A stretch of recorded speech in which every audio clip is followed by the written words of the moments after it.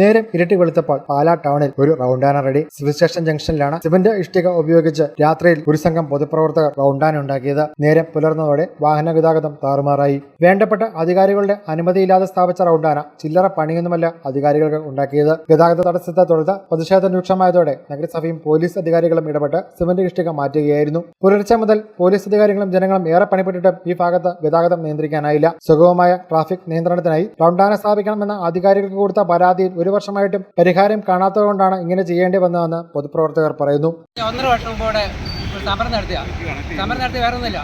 ഈ ഇത്രയും വലിയ ബൈപ്പാസ് ജംഗ്ഷന് ഒരു റൗണ്ടാന സംഘടിപ്പിക്കാനും ഒരു സിഗ്നലേറ്റ് പിടിപ്പിച്ച് ട്രാഫിക് സുരക്ഷിതമാക്കേണ്ടതിന് പകരം എല്ലാ ശനിയാഴ്ചയും കാണാം 4-5 പോലീസ് ഉദ്യോഗസ്ഥർ വേർത്ത് ഒഴുകി ഈ ഒഴിഞ്ഞ പേരിട്ട് കടന്ന് കഷ്ടപ്പെടുന്ന കണ്ടിട്ട് അവരൊന്ന് അധികാരികൾ ഉണർത്തുക, PWD അധികാരികളും MP ജനപ്രതിനിധികളും ഉണർത്താൻ കഴിയുക, അതിനുവേണ്ടിയുള്ള ഒരു ഇതാണ് വെച്ചിരുന്നത്.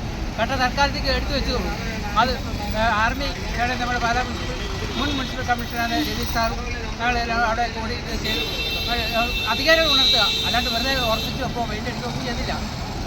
ബന്ധപ്പെട്ട ഇവിടെ സ്ഥിരമായ ഒരു ട്രാഫിക് സിഗ്നൽ ലൈറ്റും റൗണ്ടാനും പിടിപ്പിക്കേണ്ട അത്യാവശ്യമാണ്. ആ ഇവിടുത്തെ MP ഉണർന്ന് ആ വേണ്ട കാര്യം അടിയന്തരമായി ചെയ്യണമെന്നുള്ളതാണ് ഞങ്ങൾക്ക് പറയാൻ.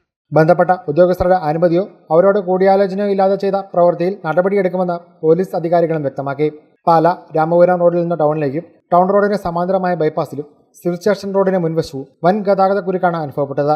പോലീസ് അധികാരികൾ നോക്കി നിൽക്കെ വാഹനങ്ങൾ നിരത്തി വെച്ച ഇഷ്ടിക കാണാതെ വന്നു കയറുന്നതും കാണാമായിരുന്നു. രാത്രിയിൽ അപകടങ്ങൾ ഉണ്ടാവാതിരുന്നതും ഭാഗ്യമായി. ന്യൂസ് ബ്യൂറോ, പാല.